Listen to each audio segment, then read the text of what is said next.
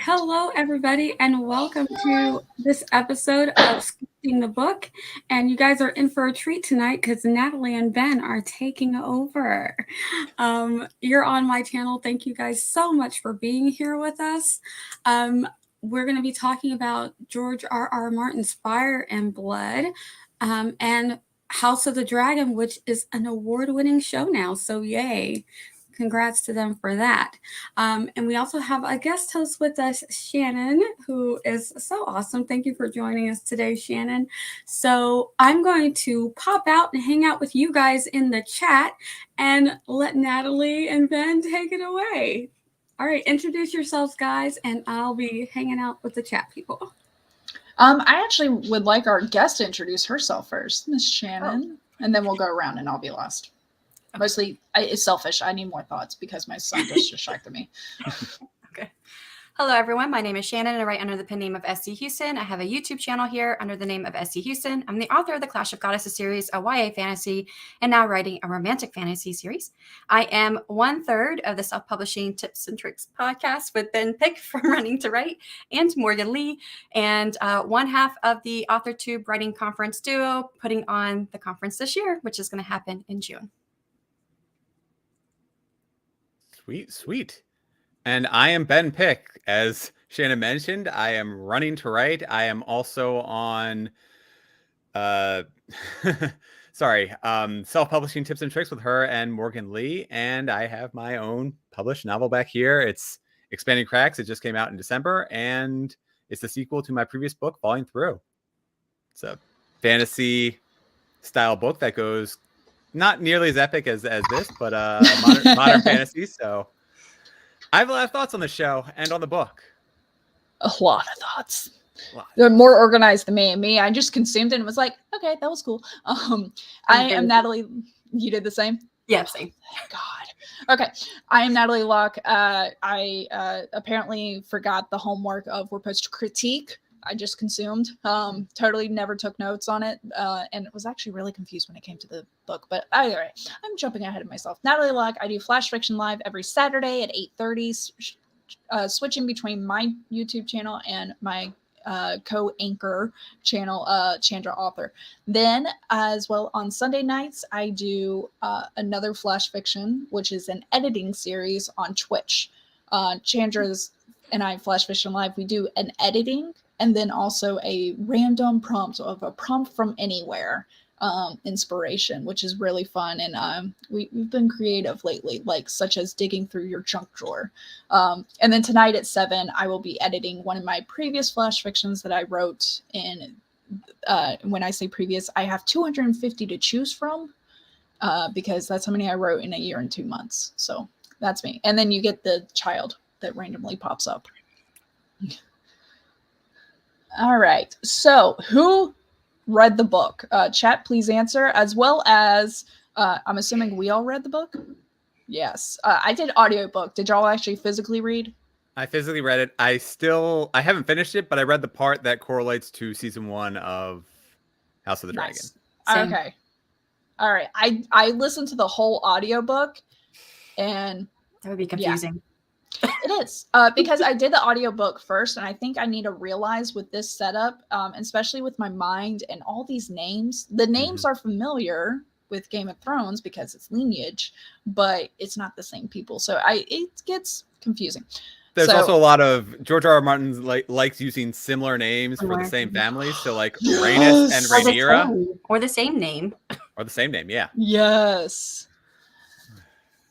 Oh, listen to most of it. Okay, so kind of the stopped at season 1 ending, which I'm still interested to see where it's going to go. So, all right, regarding the book, who disliked the book? All right, who was neutral? Low neutral. Wow. And I liked it. Maybe I'm like neutral like, and then I guess we don't even have to mention love. Yeah. All right. So y'all being neutral, can y'all give me the thoughts that y'all had? Because mine is very vague. Certainly. My thoughts, and this will be very similar to what the show does as well, is that the style is impersonal.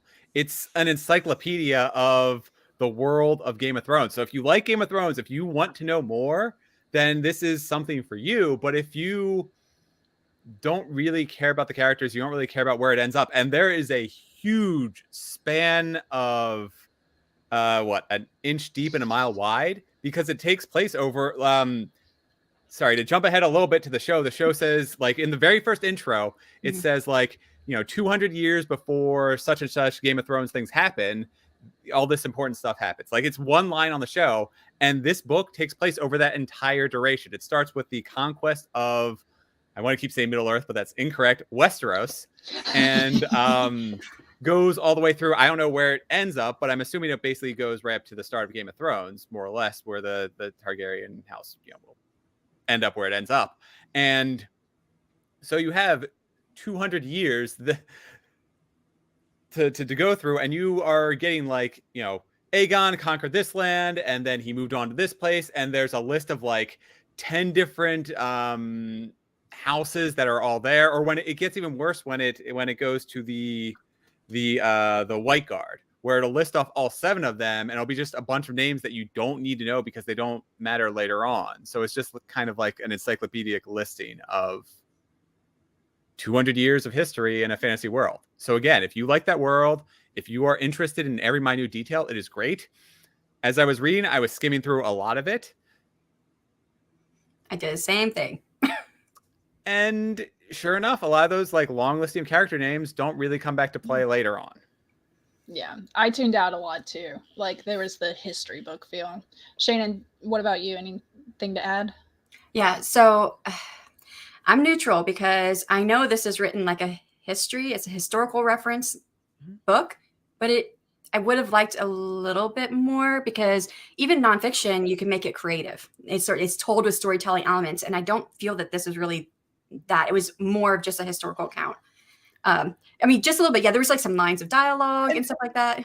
But, and those are the parts that I like the most too, is that when it started going, like, hey, here's this character you need to focus on, and they're going to be pivotal in this upcoming battle, and then you go to the battle, and it's like a full paragraph or like a full page or so. That's when I was getting hooked into the book. But for most of the part, it's just droning on and on and on. Right. It kind of reminds me, like, the beginning of the Bible, where they're saying, and this person of this person and of this person and of that person. And I'm like, what? And like you, when I started seeing, because I read everything word for word when I first started reading it, and I was realizing that some of these names were said once and then never said again, didn't come back in. I was like, okay, I'm skipping through some of this stuff. Yeah, so. I was talking to my wife about this, Adriana, and she made the exact same Bible comparison of, like, such and such does such and such. So great minds think alike.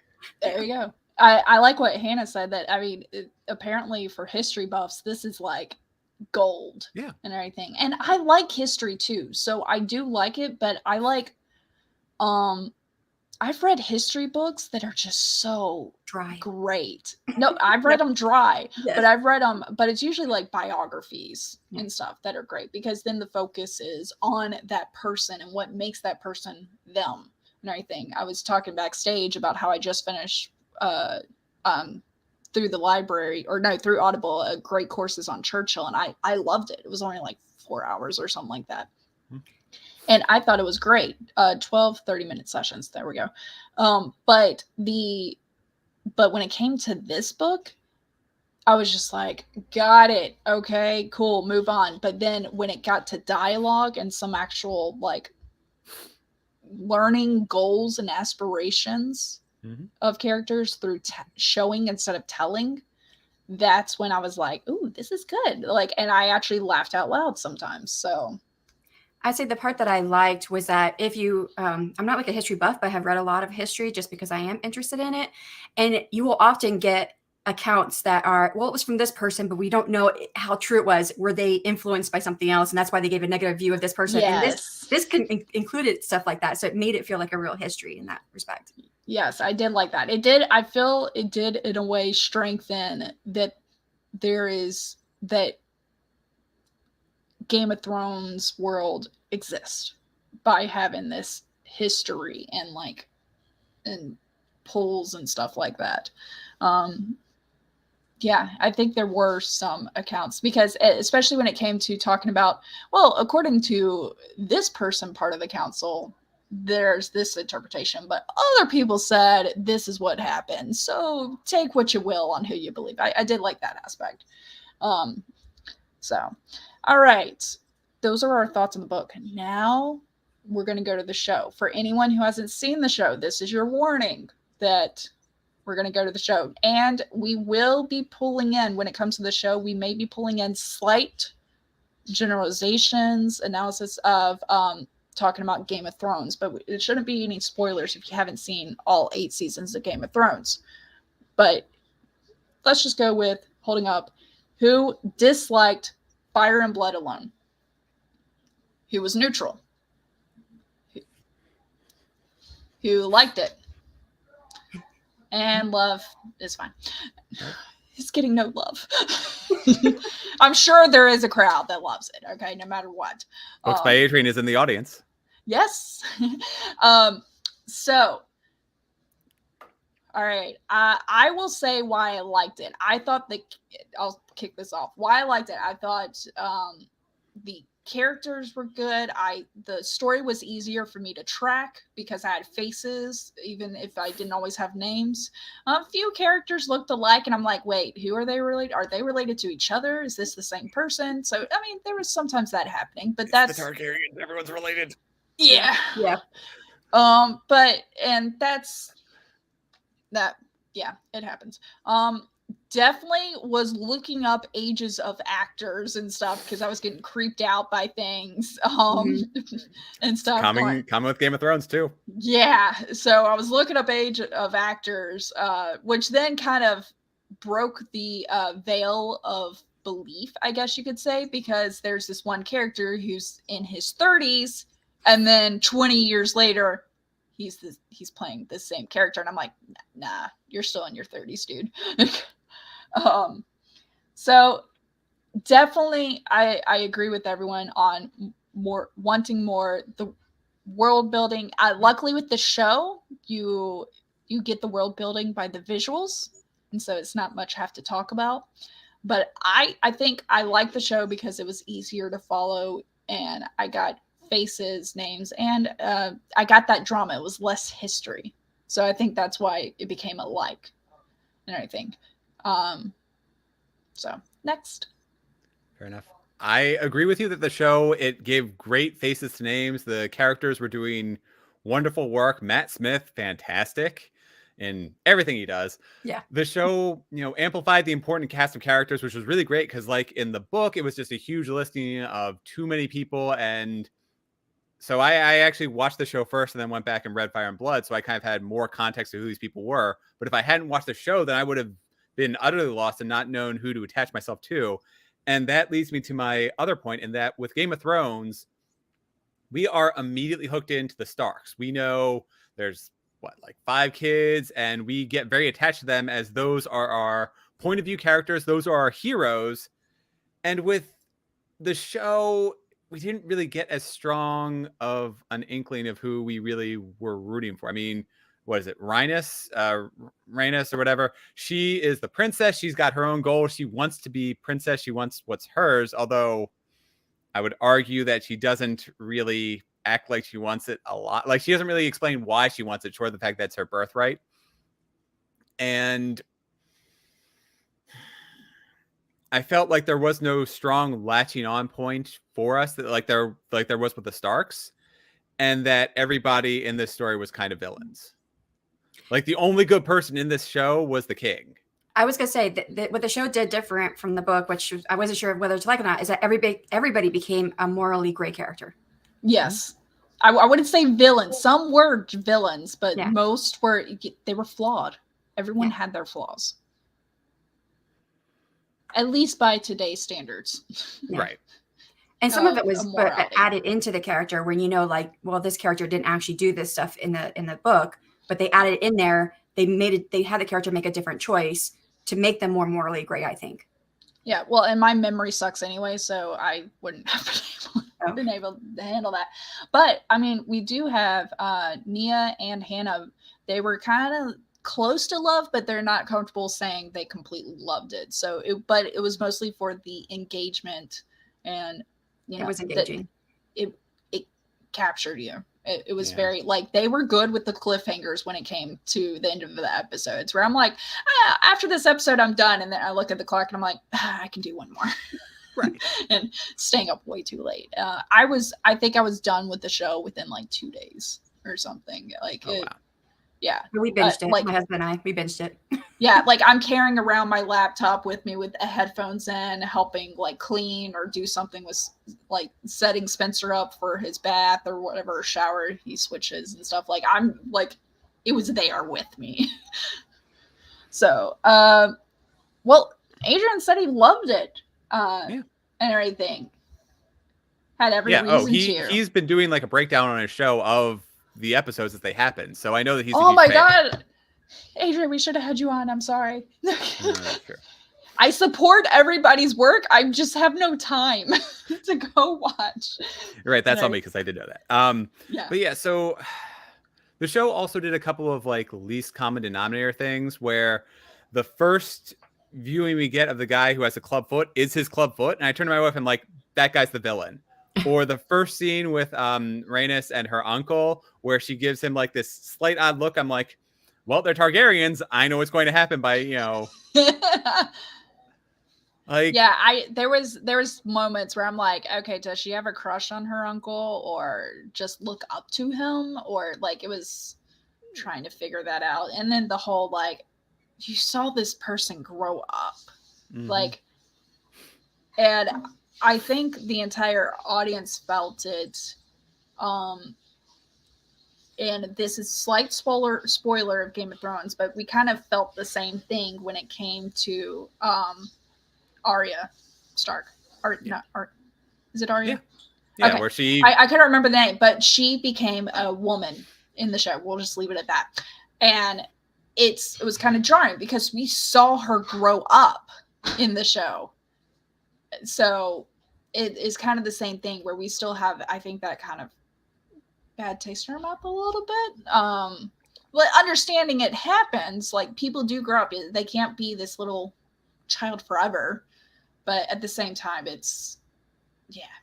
Nah. I mean, also she kind of looks a lot younger than she actually is too, which only hinders it a little bit. Because I think they like tried to make her seem younger than she, like the show tried to make her seem younger than she was to try and keep that. Going. So yeah, whatever.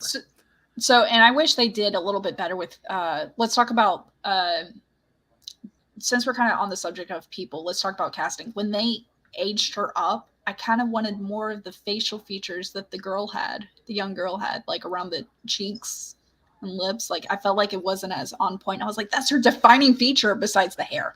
But right. And sorry, you're talking about Rhaenys. Yes, Rhaenys. Sorry, the princess and future queen. Yeah. I thought Rhaenys was the cousin. That's Rhaenyra. Unless I have my things messed up. Well, because I wrote down a list of characters as I was reading. I might be wrong. Emma Darcy. All right, chat, help us out.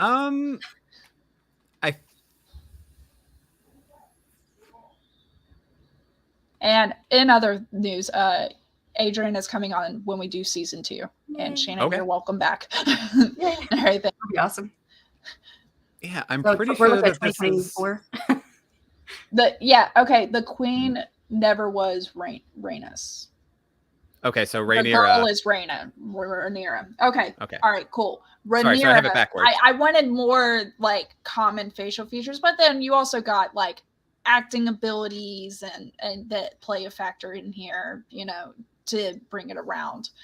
But really, I liked the casting. I liked the diversity of the casting. I liked I liked the aging up and everything. And I will say the makeup and such, the makeup of the king was really well. He aged. Yes. They did very good. Like to the point when I was looking up people's ages, I was like, oh, he's not as old as I thought he was. Like I thought they did makeup to bring him down, but no, they did the makeup to age him up. Well, that's what once I read, because I saw the show first and then read the book. And when I saw how good they aged him up, I was like, well, why couldn't they have aged him down? Because he was 30 when he married Alicent in the book. And in the show, it looks like he's like in his 50s. And that was kind of an ick factor for me. There's this old man and this young, teenage girl. Yes, or the fact that his dad was the Hightower was the one who basically tried to sell his daughter to the king. But I think that happened in history in our world. So I'm aware that that's historically accurate. That doesn't make it any less gross. Right. No, the kids did not come out. Sorry, my husband just got home and just noticed that I secretly shoveled the driveway for him so he could get our Jeep inside because he slid out of the house this morning. We have snow. Oh, nice. So he slid out of the driveway this morning. So when he told me he was going to have to shovel, I decided to shovel for him because I like to do his secret nice things. So either way, that was my nice thing for the day. Now I can be mean like a Targaryen, I guess, without the family ties. Back to this. Casting was good, diversity good, and then I missed what y'all were saying. Can y'all? Well, when you said that the makeup was good, that aged up the king. Yes, and then we're talking about the ages. Okay. Yeah, I would have liked it if they would have aged him down in the beginning because he is 30 in the book when he marries Alicent. They got CGI. They could have aged him down, done neutral makeup, and then age him up, and then but then also they could have done that for the other characters too, like the uncle and stuff. Because the thing that was kind of a disbelief at the beginning, like episode 1, is how are these guys brothers? And it was kind of interesting. I was like, how are they brothers because they look so far apart? I always imagined like in that time you had kids back to back to back. And then there might be a situation where there's a large gap because I think the book actually did a good job of explaining this, and I am probably misremembering it, but I think there were like a lot of siblings in there, and then they all just kept dying off, or I think it was like 13 or something like kids, and there's of those only 2 boys and 2 girls survived. Right, and they disowned quite a few of them, and like there's one who's all the way over on the other side. Right. A lot of other brothel stuff, and interesting. There was a 3rd brother who's still alive, but he wasn't there. Didn't he? I thought he died in one of the wars or something. Maybe that might be the generation above them. Either way, so the point is that by the time this story comes out, I think there's only like 2 of the brothers that are still there. So okay, so that helps a little bit. Yeah, because I'm trying, like I said, the book covers a lot. and that's another thing too. That's another knock against the book is that we're comparing them, using the book as a fuel for this show, is that Viserys, the father, doesn't even come into play until the 47% of the way through the book. So reading the book actually takes longer than watching the show. Yes. But reading the part of the book that pertains to the show is vastly shorter. And sorry. You're good. Let's see. I'll say it was the Heirs of the Dragon is the book within the book that is the show is based off of. I will say Rhaenys became one of my favorite characters. The cousin, she did become one of my favorite characters. At first, I didn't like her because the way she spoke to Rhaena, like, listen, little girl, this is a man's world and situation. I mean, for what's worth, well, not that part, but for what's worth, like Rhaenys talking down to Rhaenyra makes sense because, she was extremely naive at the start of the book, at the start of the show.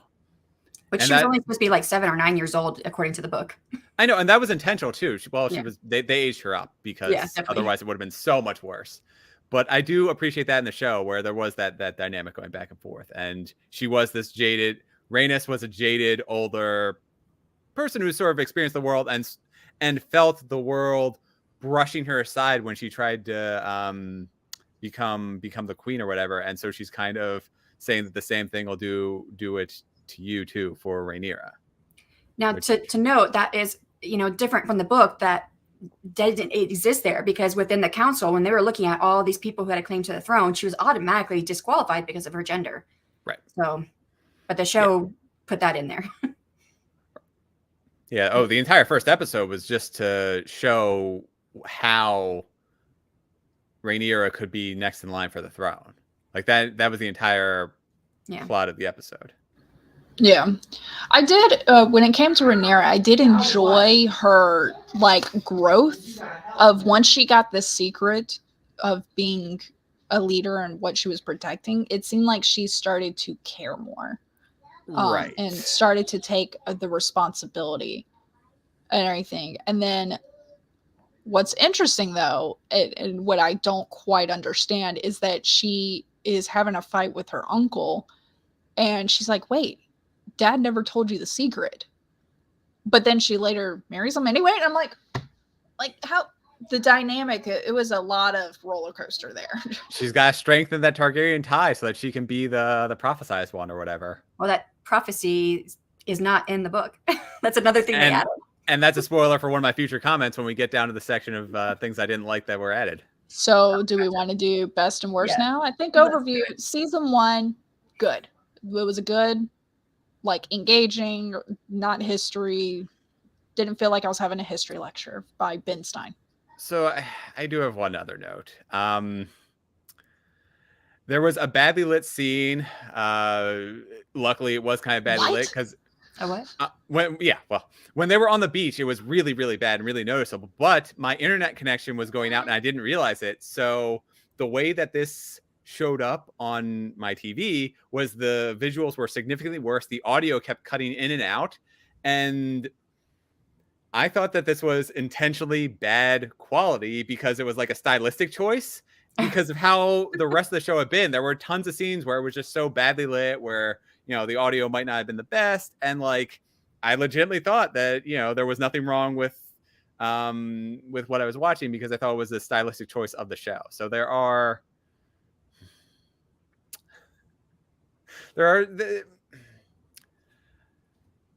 were some interesting choices that I would not have made if I were in charge of this show. And they did take away from my quality in terms of enjoying said show. Also, there was dark scenes and poor audio, or when I can tell it's a voiceover, I'm just immediately, the suspending disbelief is gone almost. There was also a fun green screen slip. So early on, I have it noted in episode 3, the king is in like the small chamber or whatever, and he's supposed to be missing his fingers, but you can see clearly the green tape over his fingers. Damn, I did not notice that. I didn't remember it until you said it. And I was like, oh yeah, I did remember thinking that when I saw it. Mm-hmm. Yeah, I mean, I did. It's only there for like 2 seconds, and they didn't really show much, so it's kind of forgivable. But at the same time, I paused the screen. I was like, yes, look, right there. Oh, hey, Adrian's got a point here. Before, he said they explained the prophecy is passed from king to heir. So it kind of makes sense that it wouldn't be in the history books, as it was not something any king or heir would share with a historian. Okay. And then he says he's leaving. So thank you for your input, Adrian. I like that point. That is a valid point. I do think that the people who created the show leveraged that certain things that may not be in the history book, they leveraged that to create what they wanted. Right. Yeah, absolutely. So, all right. Do we want to talk about our best and worst changes and everything? And when we talk about best and worst changes, we will wholeheartedly world building. Thank you, Nia. Thank you, dear. World building, I felt they did well. They continued what we already expected from Game of Thrones. There's a lot of these places that already existed. Because it's been some time, I didn't notice if they made these places look younger, because it's been a few hundred years, if like things that were weathered in Game of Thrones look new now. But I still recognize places through this. Yeah. And that would be really cool if we could see. I didn't notice any weathering or changes or whatever between this and Game of Thrones, but it would be really cool because in reading the book, I know that the Red Keep is basically fresh new by the time Viserys comes around. Whereas, in Game of Thrones, it's much, much older. So it would have been really cool to see a difference like that. But I don't think they went that far. I enjoyed the world building, and I think it's on par with Game of Thrones. Mm-hmm. The one thing I will say is that there were a lot of times where they were talking about places and I didn't know where they were, like the Driftwood and the Crab King. I couldn't remember if that, like, I kept thinking that was closer on the other side of the world near Essos and Bravos, but I couldn't remember and I didn't bother looking it up. So I think in the book, it sort of explains a little bit better where these places are. But I was often confused with how far away things were, where they were. And I especially when it came to everyone spanning out on Dragonback to spread news and stuff like that. I was like, how long should these people be gone? How long till somebody worries things? Right. I'm trying not to give away stuff. Right. I mean, that's the very end, so it's fine. Yeah. We'll get there soon.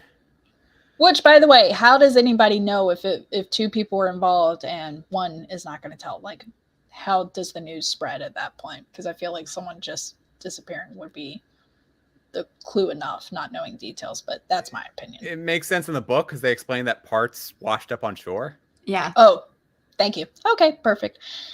Okay. But that would take a long, long time. And it seemed like everything was basically immediate. I mean, because also let's break it down to even the world we know with the physics we have, the how long it took after the tsunami in, I forget what year it was that happened in real world, like 2017.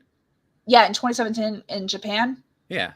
And everything. Fukushima? And then yes, and then it how long it took to get things washed up on the shore of the U.S., Hawaii, the U.S. coastline, even the Canadian coastline. How long it took to get some of those items washed up on shore. So it's just that type of stuff. Well, that goes back to we don't exactly know how much distance is between these different places, because if they were close, maybe it wouldn't have taken that long, but we don't know. Well, and then also it's a matter of current patterns. And of course, this is me over the physics side of me over analyzing the world. You're like, I got to know the current. Right. By the way, I was way off. That was 2011. Oh, see, I thought it was when I was in Hawaii, and I was in Hawaii in 2010 to 2013. You don't need to brag. I'm hoping to get that one day, be able to move there. We'll see. It's expensive, but beautiful.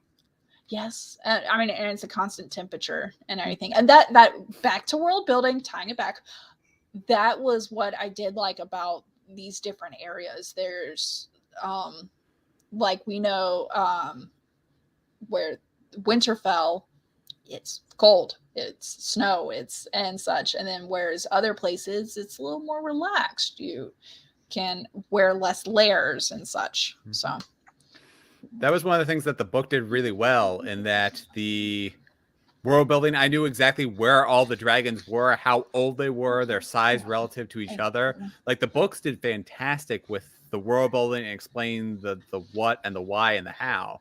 The show, I think I knew of like 3 of the dragons, and I kind of forgot which ones were relevant until they came in. I lost all the dragons names. Yeah. I was like, I have no clue who, what, and maybe that's because I think I should have watched the show first and then read the book. And that would be my recommendation for anyone with this many characters and such. Because I did the same thing with Game of Thrones. I watched the show and then read the book. Mm-hmm. With this many characters, it's always best. Yep. I would have to say that my favorite part of the world building was, though, seeing the dragons. And I mean, because in Game of Thrones, we have the 3 dragons and Daenerys's relationship to them. But here we get to see multiple Targaryens and having relationships with dragons and what it used to be compared to what we know it's going to be. Yeah. I'd like to get the idea of like, you pick out an egg when the baby's born or like, and stuff. Like, I thought that was kind of, and the fact that not all of them hatch, I was like, oh, that's interesting. And kind of that dynamic among the kids, though. The kids, oh my God, the kids fight scene. And I was like, that almost scars me more than age difference scenes. Like the kids fighting that violence. I was like, were the parents on set? Was this clear? Did everyone know it was going to be this bad? Like, oh my God. Well, the show tried to make the mom, Alicent, try to make her seem like she still had good feelings toward Rhaenyra, but in the book, she was always pushing her sons forward. Right. Yeah. Yeah. That was, it's funny how every single one of them, because in Game of Thrones, being a mother was like the driving factor for Cersei and stuff. But now we got like 3-4 different women using motherhood as a reason.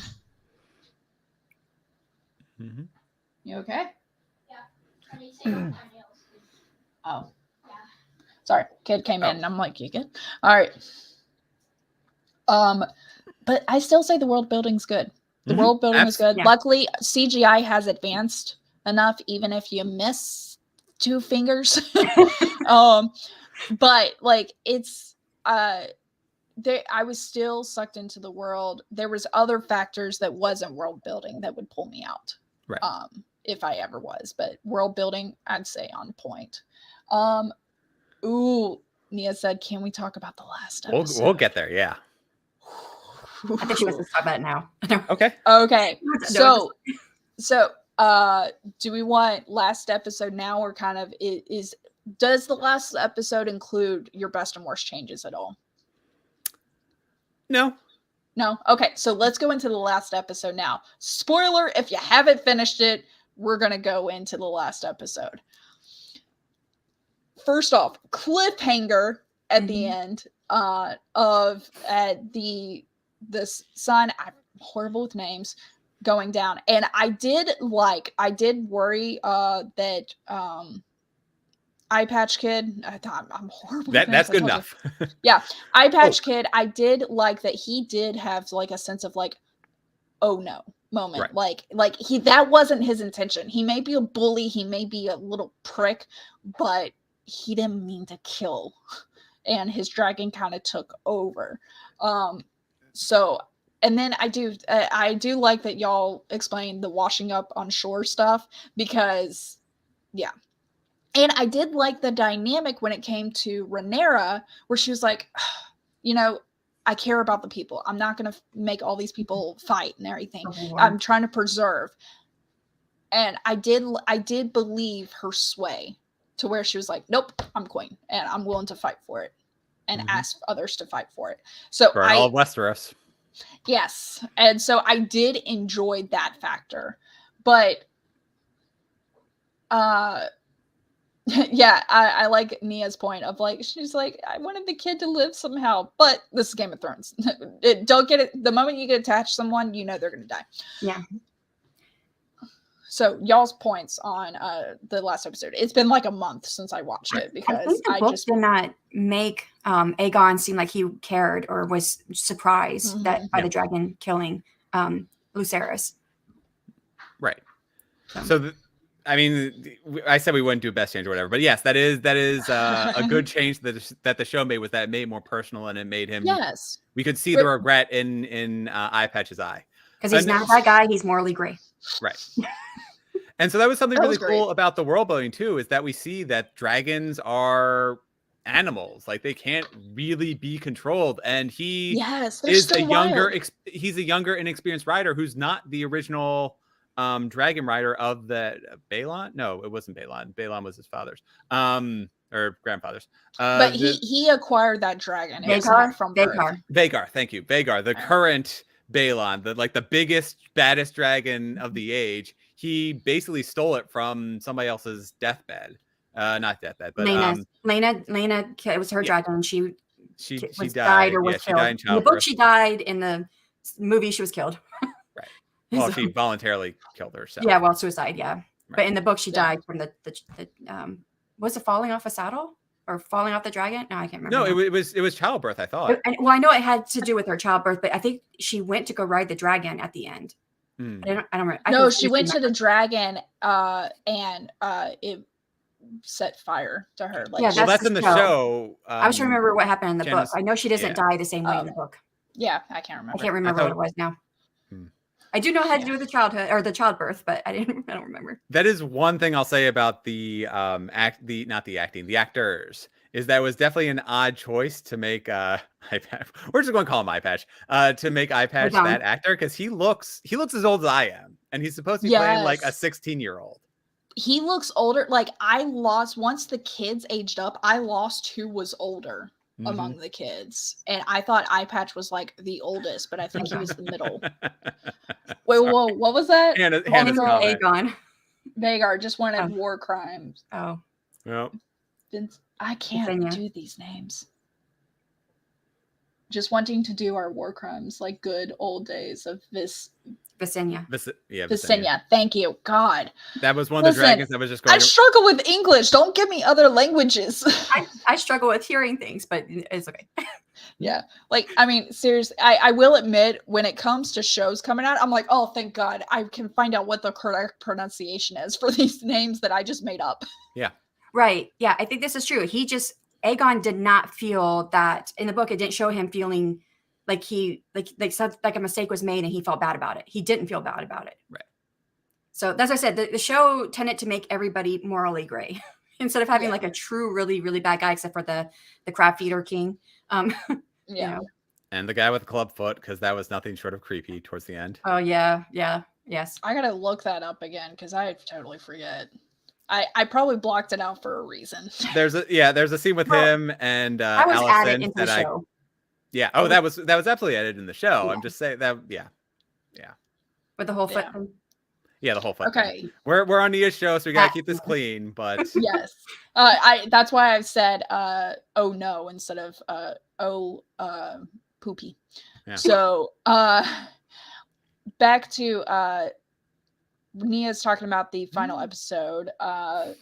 Rhaenyra and her dragon in the previous episode made them my favorites. Yeah, that was when she erupted up from the ground. Yeah, she broke through in the keep. Yeah. Yep. Like that's why Rhaenyra started out as like I didn't like her, and then I became going, yes, can she be queen? I like her. I like her too. I was the same way. I was on the fence about her, but I think she was just being realistic. The world, about the world that they lived in. So. And that, it was using her experiences. Is that when someone shares their experiences of like, I'm sorry, this is how it is. But then you see how she went to Rhaenyra, and I guess she kind of realized that her experiences could change in the sense of like what she knows of It's a Man's World could change. And I felt like her arc was good. Anything else with the final episode? I can't remember much. Well, I liked how, again, this goes back to Rhaenys. Rhaenys. I always want to say Rhaenyra and Rhaenys. Rhaenys did not want to get involved in the debate of which side to be on. And that's why she didn't do anything with her dragon. I mean, she could have just killed the crowning king right there and it would have been over. No civil war. But she didn't want to get involved until she saw that Rhaenyra was making the best decisions that she could by not causing civil war. And then she moved over to her side. Mm-hmm. Yeah. A wise choice. Everything. All right. Do we want to jump into best and worst? Sure. Bring it on. I can't remember anything. It's for best and worst change is I should have watched the show before read the book. That's it's a me thing. It's I 100% agree. Yeah. Yeah. Because it made me actually enjoy the book. Like all the enjoyment that I got out of it was because I knew the characters. Right. Yeah. Yeah. I really should have. I don't remember which character it was, but that one character, I think it was Corlys's brother, was a younger brother in the show, but that was actually his nephew. And then there were other men in that family got all rolled into Corlys's brother, which I can't remember his name at the moment. Mm-hmm. Yeah. One really cool thing, though, well, a couple of them, was that Rhaenyra wasn't friends with Alicent before they became siblings through marriage. They added that. Yeah. Yeah. So we got to see like these two teenage girls who are good friends, and then we get those first initial betrayal moments where Alicent basically tries to woo the king, and but Rhaenyra, I took it as not her idea. She was being pushed by her father the whole time. So I felt like she didn't have agency in my mind. Right, and she didn't really. I agree. She didn't really for much of the show itself, where she's doing what her dad tells her to so that he can basically be grandfather to the king. Like everything that she does is to further her father's wants. Ambitions. Thank you. And that's another place where they added in morally gray characters, because in the book, Alicent, of course, was not friends with Rhaenyra. They were 10 years between them. Mm-hmm. And she never felt like, oh, maybe Rhaenyra should really be the queen. She always put her sons forward as the true heirs to the throne in the book.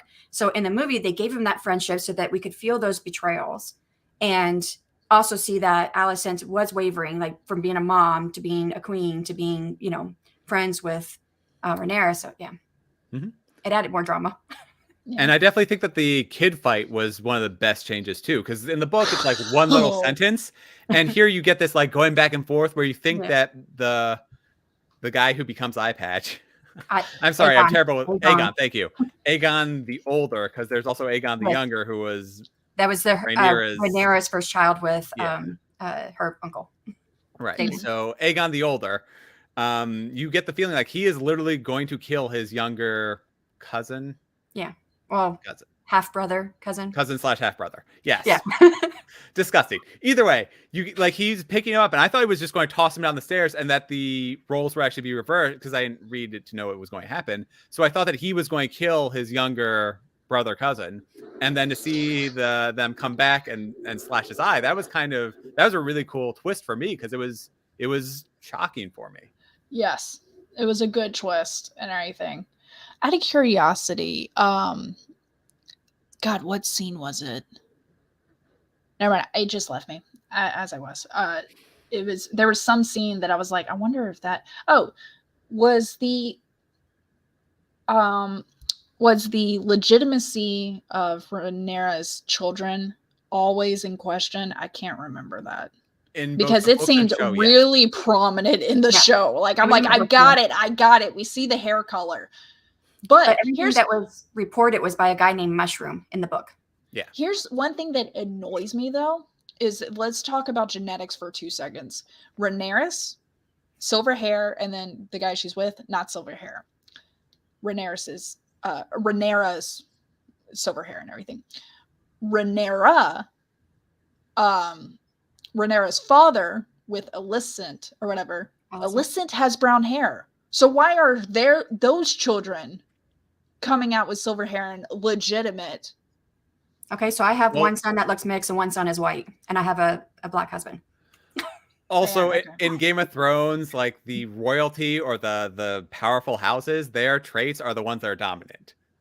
So the Starks are always brown hair. The Baratheons are muscular brown hair. The Lannisters have the fair golden hair. The Targaryens, no matter what, even if they're illegitimate children, they always have like the silver hair, the purple eyes, etc. So the dominant traits are not genetically accurate. Yeah. So then why did Rhaenyra's children not have the dominant traits? Yeah, you're right. Yeah, I don't know. So that is like one thing I need explained. I need Adrian, maybe he can explain it when because it came from the father. There we go. That overwrites the Targaryen thing. I didn't remember that's a rule. Because no, it's not absolutely. I'm just trying to I'm just trying to make a joke here. But yeah, because the Strongs, they were the Strongs, and yeah. Which by the way, everyone's bringing up when you have mixed children and they all vary. Totally get that in our day and age. But in this world, it's all her 4 kids look the dominant, and all Rhaenyra's 4 kids don't look dominant, don't have the dominant. And I'm like, okay, no, we need to mix and match at least to make this genetically possible. It doesn't work for the storyline, so he didn't do it. Exactly, plot reasons. Yeah. And the writers didn't want it.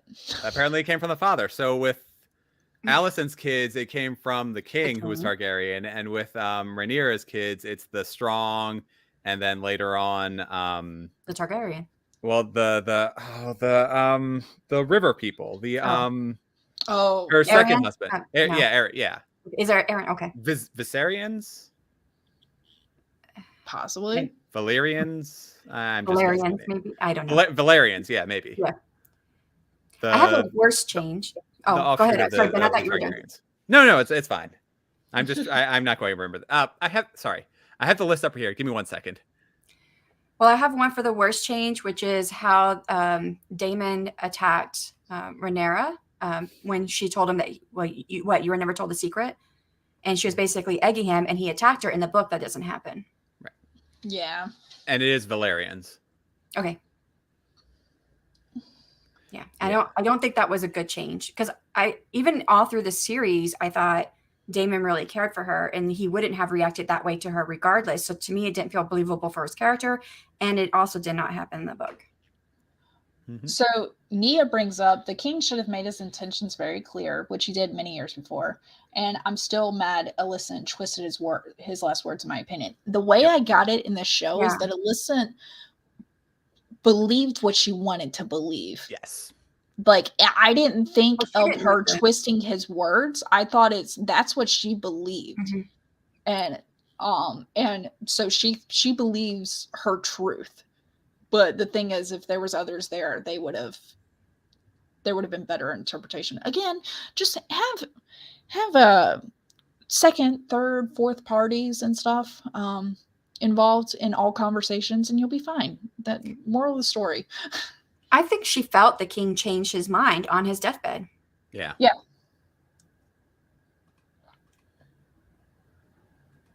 So, okay.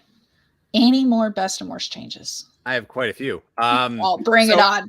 In the book, sorry, I'm trying to give J.M. Chaley a comment, but I'll just say it right here. Ick to what he just said about how the dad theory kind of goes with the Lannisters because of Cersei and Jaime, because Jaime kind of overwrites Robert Baratheon's kids. Yeah. Okay. So you get a lot of ick factor in Game of Thrones and things that happen in terms of genetics for plot reasons. But in terms of worst changes, so the king gets kind of this unknown. I thought the king was going to die much, much sooner than he actually did because he collapses early on. And then it's 10 years later, he still is going. And then 10 years later, he's like this decrepit, bedridden guy. But in the book, what happened is he is trying to declare that Rhaenyra's kids are pure blood or whatever. Rhaenyra, yes, thank you. And he's like trying to say something which we all know is wrong. He's trying to defend some side which is wrong in an argument, and he cuts himself on the Iron Throne, and that leads to him losing his fingers, and that leads to other health issues later on.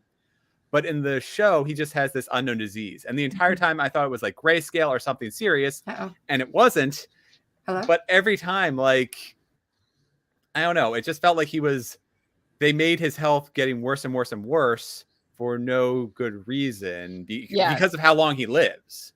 They kept on making something in his health, and you're like, oh, this is it. It's good. This is going to get infected. That's how it happens. And then no, there's something else. It just it was I think they also make changes between the book and the show because they want people who've read the book not to be like in Game of Thrones with the Red Wedding where you're just sitting there going, just wait. Just wait. So they're trying to change it a little bit. And I can agree with that. I can respect it. But at the same time, like in the book, he cuts himself on the throne because he's making the wrong decision as a ruler. And here he just sort of has some generic disease. Yeah, the plot was better in the book for that. There was definitely cause and effect. And I felt like it was more of dramatic dangling us along going, he's going to die. He's going to die. In the show. In Game of Thrones, Baratheon, right? Robert Baratheon, the king, he died after something. Boar gutted him. Yeah, and that festered and made him die. So maybe they were just trying to do something different. And that's another thing too, because I didn't know what was going to happen in the show. So they go hunting for the deer. I thought the deer was going to kill the king. Like I thought it was going to be the poetic thing where the same thing that happened to Baratheon happened to him. Yeah. Yeah, and which I actually didn't like the king multiple times. But he's naive. He is making the same mistakes as his daughter, who is a child. Willfully ignorant. Like if I don't hear it, it's not true, almost. Right. So, all right, what's your next worst change? You said you got a bunch. I got two more left. These are my least favorite tropes, and they include them in the show. So first of all, we have the prophecy to cause all bad decisions, where a Targaryen needs to sit on the Iron Throne to stop the White Walkers. And because I won't go into spoilers of what happens in Game of Thrones, unless there's like some secret invasion of the White Walkers from beyond the wall here that the Targaryens need to stop, like the prophecy is just outright wrong. So every single bad decision that the Targaryen ruling king and Rhaenyra and all of them are making who know this prophecy comes down to ultimately, like, all their bad decisions come down to a prophecy, which I absolutely hate. Yeah, because it becomes that if you know the future, do you cause the future, or is knowing the future like time space continuum mind cluster? Right. So yeah, no, I agree. And what's your other point? The other trope? And it's going along the same lines of deathbed confessions, where a character, Oh, God, I mean, she actually she heard what she wanted to hear. My interpretation of that is he thought he was speaking to his daughter and not his wife. Yeah. Yeah. Where he's like, hey, remember, you promised you would defend the realm from White Walkers coming from the north, and you're our last hope. Like, he didn't exactly say that, but I'm kind of paraphrasing. And so I thought that he was speaking to his daughter, and then Alistair sort of heard what she wanted to hear of, like, hey, my kids are the ones who need to rule so that way we can defend the realm. Like, she uses that deathbed confession to justify all of her bad decisions. So we have a prophecy causing bad decisions that gets reinforced by a deathbed confession. Oh, and neither of those were in the book. Yes. And by the way, so Alicent's son, that's the firstborn son that's supposed to be on the throne. Like, I can't think of a name to describe him, but he never, ever in the show should be a king. Like, worst person. I would not follow him in any battle whatsoever. In the books too. Like, in the books he is that way. Yeah. Okay. Well, the show goes much more into detail about, gambling on kids fighting, but yeah, that, oh my God, that fighting happening too. I totally forgot about that ring of illegal stuff. Right. I will say there wasn't as much. I feel like now it's only been season 1, but I feel like Game of Thrones had a lot more ick moments than so I'm wondering if if this means they're just laying a base, or if they're toning it down for the whole season for Fire and Blood and everything. I'm wondering. I did get kind of parallels with that, because Nia said he's horrible and his mother knows it, and it kind of reminds me of Game of Thrones. Trying to remember names here because I'm not thinking about it. So the queen, right? Cersei. Cersei, yes. And her first son, she knew that her first son was not a good horrible. Oh my God. He was like, there was no redeeming qualities. And I think maybe that's another thing, is that they didn't want another, because in that one he gets killed. I won't say how, when, but they made it where Joffrey. There we go. Joffrey. Yeah. No redeeming qualities. And I think they didn't want that again. Maybe that's why they make everybody morally gray. Right. Maybe, yeah. I would counter. So Alicent's kids are awful, but the younger son, Aegon, seemed like he could have been a good ruler. Yeah. Minus his one spite with his brother cousin. He seemed like he was competent. He seemed like he was a good warrior, and he seemed like he would be good enough leader. And he was bullied by all of them. Yeah, and he was bullied by all of them. So, like, I can understand him not liking his brother cousin, but there's so many, like, you're from the South jokes that are going into my mind. As someone who was born in Georgia, I've heard them all. So don't think I'm picking on a group. No, I am the group. Right. It wasn't my specific family, but I've had friends. I was going to say, are you telling us something? No. No. To my knowledge, no one in my family has been around there. No. And again, we only see these tiny images of who he is as a person. So based on those limited views, I think he could have been a decent ruler. Yeah. It's certainly better than his older brother. Did you guys feel that he was a lot like Daemon? Absolutely. Oh, yeah. I was like, oh, this is a little Daemon coming up. Then Daemon, my love-hate relationship with Daemon was there was times where I'm like, okay, he maybe is a good person, and then there's other times where I'm like, get rid of him, be gone.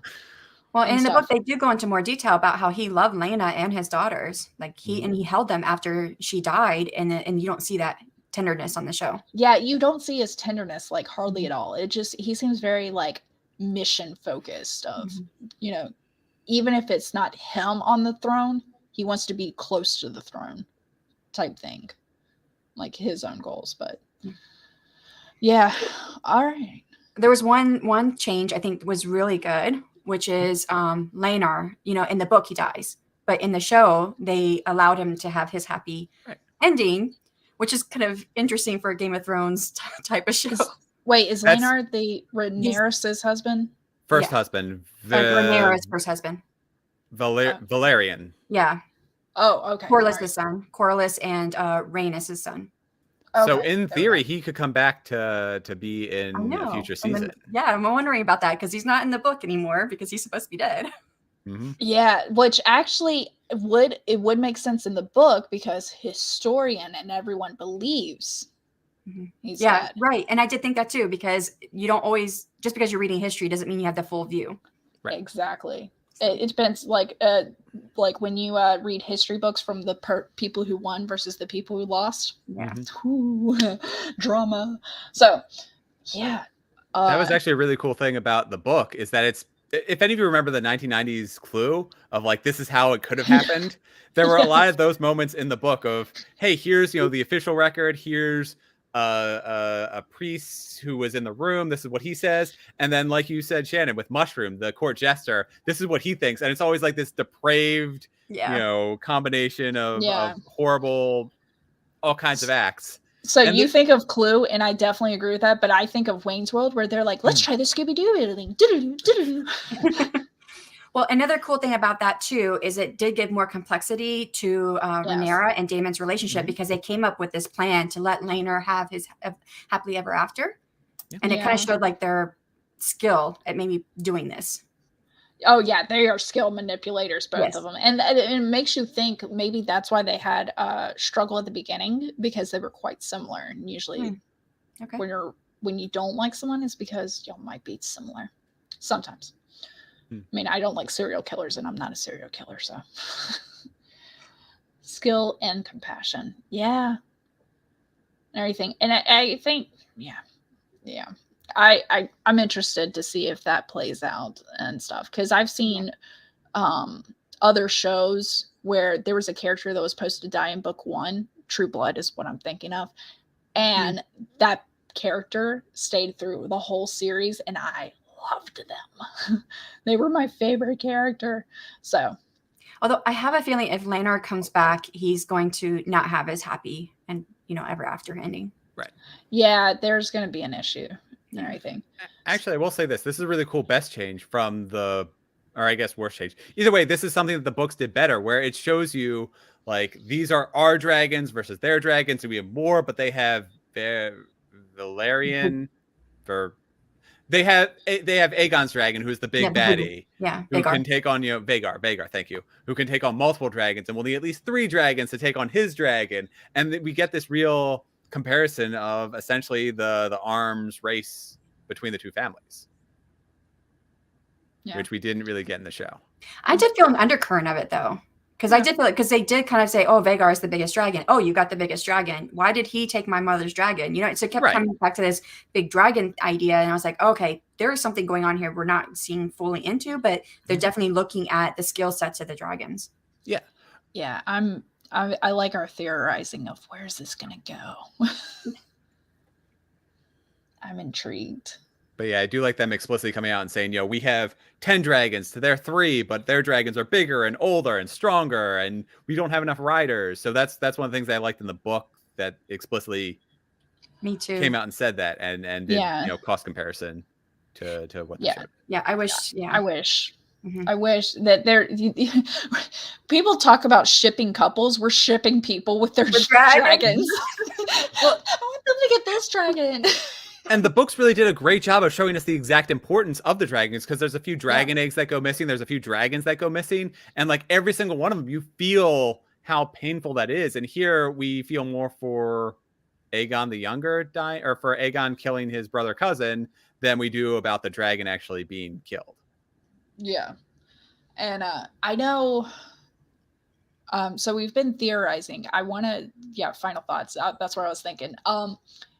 I want to know, would you watch season 2? And would you continue to read if more books came out? And how do you feel about if this becomes like Game of Thrones, where the series continues without a book to guide it? Well, I think they took some liberty from the book, or where there was gaps and they filled it in, that I think they could do that just fine. Yeah. And yes to your questions. Absolutely. Mad about the little dragon being killed. I know. Yeah, I will definitely watch season 2. I don't know where Fire and Blood ends. I'm going to get there. I promise. I'm only a couple hours away from finishing it, but I am. I think they've created a strong enough world, and they've learned from a lot of the mistakes that they made in Game of Thrones, where they took those same creative liberties and kind of finished where George R.R. Martin didn't. So I think they can tell a better, more complete story, and they are. I can't say that without giving major spoilers. They are on track to fixing one of the key mistakes of the original Game of Thrones series in this one. I agree. Okay, I'm gonna have to hear that because I forget what it is. So when we go off air, I will absolutely talk off air. Tell me, because you read the full book, right? Yes. Yeah, so you know what's coming. I read it. I don't remember. My memory is zapped because of the two little munchkins that are outside playing in the snow. Fair enough. But also I did this back in December, and I've read many more things since then. And it's a history book. I think what I need to do for the future is I've watched it. I think I need to listen to the audiobook again, and then I can prepare for season 2. I think that would be the way forward. And I'll watch whatever they spit out if I have time. You have a whole year. You have a whole year. We're good. I might even wait to. I might watch it again later. Yeah, right before when it gets closer. Yeah. Because obviously my memory sucks. So I only remember key things like kids falling out of skies and mothers talking to their kid, going, "You two realize if this person wins, becomes king or queen, you're gonna die. Like you're a threat." So that's the things I took away from the whole book. But I'll still do it. I still recommend everyone watch the show first, then read the book. Mm-hmm. Don't be like me, because this jumbled mess is why. Yeah. Now, sorry. Oh yeah, continue. Final thoughts, because I was going to say final thoughts. What's future for the show? If you like Game of Thrones, if you like epic fantasies, watch it. It was fun. It was a good watch. Don't try and think too much about it, because if you do, the story does kind of fall apart, and there are some things that I would personally have liked to have changed, or certain things like to have been accented a little bit better, or certain things that I think could have done a better job with. But this was still a really enjoyable show. It's something that I had fun watching. And as far as the book goes, again, the same thing. If you like the world of Game of Thrones, if you like that world building, if you want to get enraptured in a fantasy world and read hundreds of years of one family's dynasty as they make plenty of bad decisions, then go ahead and read Fire and Blood. Yeah. And I would say that for those people who may not have liked, because I've had a few friends say this to me, who may not have liked everything about Game of Thrones, like how bloody it was and how you didn't know who was going to die next, it is scaled back a little bit in A House of the Dragon. Yes. So. For now, we have no idea what will happen. Yeah, right. Season 2 is all at war. Yeah, it is going to be a war. Probably backstabbing, secrets and stuff. I do want a gotcha moment, like we got in Game of Thrones, where Daenerys was like, "Oh, by the way, I've been able to understand everything you've been saying this whole time through a translator, and you're gone." Like, I want a gotcha moment like that. If they give me that, I'll be happy. And luckily all of us, even Nia and most people in the chat, we're all that HBO, you got us. We got our subscription. We'll watch and everything. Just don't screw it up, okay? And everything. Not that any people are going to be watching this that are high up in HBO. Though, if they know what they're doing, they should listen to the audience. But I think everyone's been loud enough that I think they've learned from Game of Thrones and they're applying what they learned here. Yeah. I think. So, anything else to add before we talk about the future? That's not season 2. Scripting the book future. Yep. All right. So, coming up in February, we are going to be doing Hidden Figures on February 19th. And in March, we're going to be doing Bullet Train, also the 19th. So just remember the 19th for the next 2 months. Hidden Figures and Bullet Train. I've read both of these. I've watched both of these, and I'm going to do it again because they were both really good. And Hidden Figures kind of has that history book to it, but to me, it's like the history book that we want to read. I will say that. And that's all I'm going to say about it, because otherwise this will become a second show in one and everything. All right. I will let y'all do your outros. Shanon, you want to go first? Sure. So I'm Shanon, writing on the pen name of SC Huston. Thanks so much for coming today. Thank you, Nia, Ben, and Natalie for having me on today. And this was a really great discussion. And I do want to plug the AAWC, the AuthorTube Writing Conference. We have 8.5 days left to sign up if you want to be a speaker at the AuthorTube Writing Conference. If you have a YouTube channel, you talk about writing and or publishing, you are welcome to sign up. It doesn't matter your subscriber count. We want to hear what you can share with everybody. And you can submit as many ideas as you have. You don't have to be like, oh, I'm torn between these 3 ideas. Submit as many ideas. The team is going to choose which idea speaks to them and they want you to present. So if you got some knowledge, share it and everything. And host links are in the description. All right. Anything more to add? I kind of interrupted you on that. No, I was done. You did good. Okay. Ben. And I am Ben Pick. Every Monday night at 7 p.m. Eastern time, I post videos about the writing process, about whatever I'm thinking of, about indie books I've read, as Running to Write on YouTube. Last week, I did a little mini experiment of me versus an AI. Next week, I'm talking about how to get unstuck in our writing. And I hope to see you all there. Thank you again. I enjoyed talking about House of the Dragon, Fire and Blood. And I'll enjoy next month talking about Hidden Figures. Yeah. And check out Ben's books, as Nia said. And I am Natalie Locke. Every Saturday, I do Flash Fiction Live, either on my channel or my co-anchor Chandra Author's channel. And we edit a previous fiction that we both wrote and give live feedback with each other, as well as chat's input. And then we grab a random prompt from the world and such to share with y'all, such as even just doing a shuffle on your phone of a song, and the first song that comes up, you got to write about. So I got No Diggity one time, and I wrote a story about that. It was a really interesting prompt. And then Sunday nights at 7 p.m. I do a live edit of one of my previous Flash fictions. So that's over on Twitch. But yeah, thank you for everybody. Check out Shanon's trilogy. Check out Ben's book. I will publish something at some point so I can be included in this pitch. But yes, we will see y'all for Hidden Figures and Bullet Train. Thank you very much. Bye, everybody.